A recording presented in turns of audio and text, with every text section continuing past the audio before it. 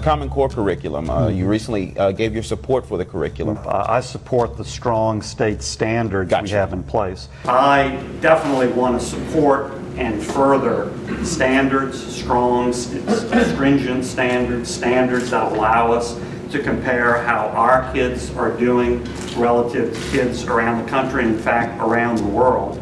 I think the standards the state has adopted are good, strong, workable standards, and I think it would be really unnecessarily disruptive, expensive to sort of tear them up and start from scratch. I support strong standards, and I think the standards we've adopted are workable and are strong. So you do or do not support Common Core?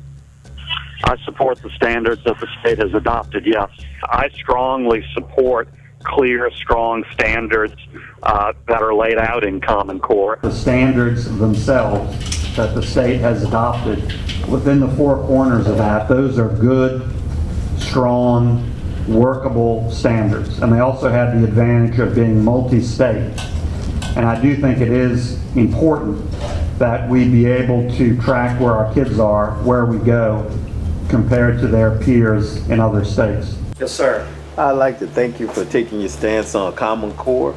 You know, we've been 49th for the last century in education, and we as the state have invested so much money in it. I'd like you to try to educate the constituents on why you took that stance on Common Core and show them, you know, why it's good for the state. Yeah. Well, I've spent a lot of time looking at the issue and reading things like a lot of folks have on both sides of the issue. The standards themselves that the state has adopted, when you look at and read the standards themselves, I concluded they're good, strong, workable standards.